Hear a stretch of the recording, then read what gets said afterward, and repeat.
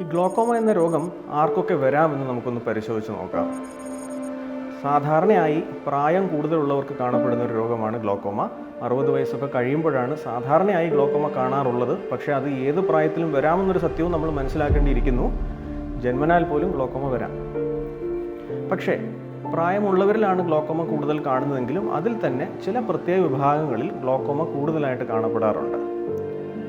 ഉദാഹരണത്തിന്, കുടുംബത്തിൽ ആർക്കെങ്കിലും ഈ ഗ്ലോക്കോമ എന്ന രോഗമുണ്ടെങ്കിൽ കുടുംബത്തിലുള്ള മറ്റ് ആൾക്കാർക്ക് ഈ രോഗം വരാനുള്ള സാധ്യത കുറച്ചുകൂടെ കൂടുതലാണ്.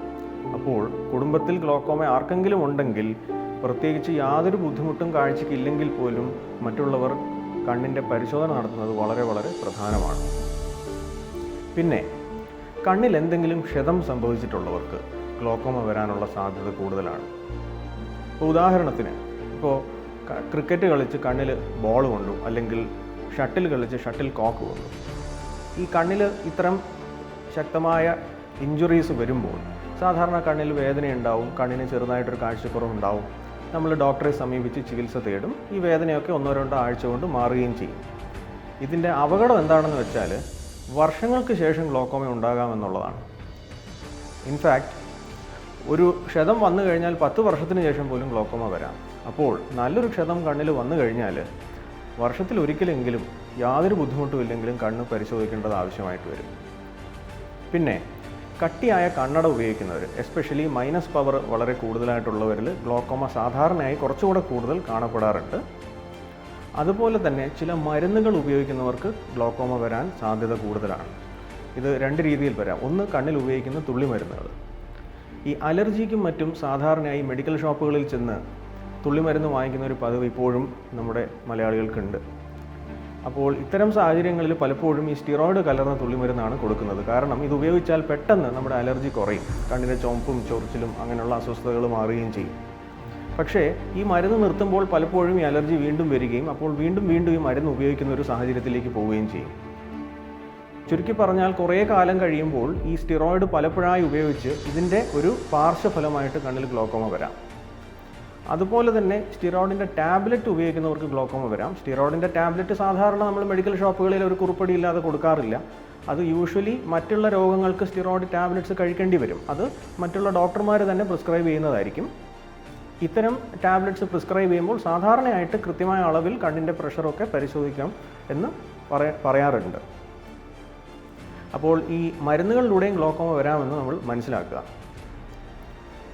പിന്നെയുള്ളത്, നമ്മുടെ ഈ ഹൃദ്രോഗം അല്ലെങ്കിൽ പ്രമേഹം അല്ലെങ്കിൽ നമ്മുടെ ബ്ലഡ് പ്രഷർ തുടങ്ങിയ രോഗങ്ങൾ ഉള്ളവർക്കും ഗ്ലോക്കോമ കുറച്ചുകൂടെ കൂടുതലായിട്ട് കാണപ്പെടാറുണ്ട്.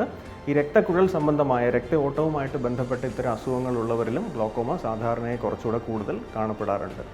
അപ്പോൾ ഇത്തരം ആളുകളിൽ ഗ്ലോക്കോമ വരാനുള്ള സാധ്യത കൂടുതലാണ്. അതുകൊണ്ട് ഈ പറഞ്ഞ ആൾക്കാരൊക്കെ കൃത്യമായ അളവിൽ കണ്ണ് പരിശോധിക്കേണ്ടത് അത്യാവശ്യമാണ്. ഇനി ഈ ഗ്ലോക്കോമ എന്ന രോഗത്തിൻ്റെ പ്രധാന രോഗലക്ഷണങ്ങൾ എന്തൊക്കെയാണെന്ന് നോക്കാം. ചുരുക്കി പറഞ്ഞാൽ ഗ്ലോക്കോമയ്ക്ക് വലിയ രോഗലക്ഷണങ്ങളൊന്നും ഇല്ല എന്നുള്ളതാണ് ഇതിൻ്റെ ഏറ്റവും വലിയ പ്രത്യേകത. ഇതുകൊണ്ട് തന്നെ പലപ്പോഴും ഗ്ലോക്കോമയെ സൈലൻറ്റ് കില്ലർ ഓഫ് ഐസൈറ്റ് അഥവാ കാഴ്ചയുടെ നിശബ്ദനായ കൊലയാളി എന്നൊക്കെ ആലങ്കാരികമായി വിശേഷിപ്പിക്കാറുണ്ട്. ഗ്ലോക്കോമയിൽ രോഗലക്ഷണങ്ങൾ ഇല്ലാതിരിക്കാൻ പല കാരണങ്ങളുണ്ട്. പ്രധാനമായുള്ള കാരണം ഗ്ലോക്കോമയിലെ മാറ്റങ്ങൾ കണ്ണിലുണ്ടാകുന്നത് വളരെ പതുക്കെയാണ്. ഇപ്പോൾ കണ്ണിൻ്റെ പ്രഷർ വർദ്ധിപ്പിക്കുമ്പോൾ നമ്മൾ വിചാരിക്കും കണ്ണിൽ വേദനയുണ്ടാവാം, തലവേദന ഉണ്ടാവാം. പക്ഷേ അങ്ങനെ ഉണ്ടാവാറില്ല. കാരണം ഈ പ്രഷർ വർദ്ധിക്കുന്നത് വർഷങ്ങളെടുത്താണ്. അതുകൊണ്ട് തന്നെ ഇതിൻ്റെ ഡാമേജ് കണ്ണിൻ്റെ ഞരമ്പുകളിൽ ഉണ്ടാകുന്നതും വളരെ പതുക്കെയാണ്. ഈ ഡാമേജ് ഉണ്ടാകുമ്പോഴും കണ്ണിൻ്റെ നേർക്കാഴ്ചയ്ക്ക് യാതൊരു പ്രശ്നവും ഉണ്ടാകുന്നില്ല. കാഴ്ചയുടെ വ്യാപ്തി അഥവാ ഫീൽഡ് ഓഫ് വിഷനാണ് കുറയുന്നത്, അഥവാ നമ്മുടെ ചുറ്റുമുള്ള കാഴ്ചയാണ് കുറയുന്നത്. അതുകൊണ്ടാണ് ഇത് പ്രത്യേകിച്ച് രോഗലക്ഷണങ്ങൾ ഇല്ലാതെ പോകുന്നത്. ചെറിയ ശതമാനം ആൾക്കാരിൽ ചെറിയ വേദന, തലവേദനയൊക്കെ വരാം. പക്ഷേ ഇത്തരം ലക്ഷണങ്ങൾ മറ്റെത്രയോ രോഗങ്ങൾക്ക് വരാം.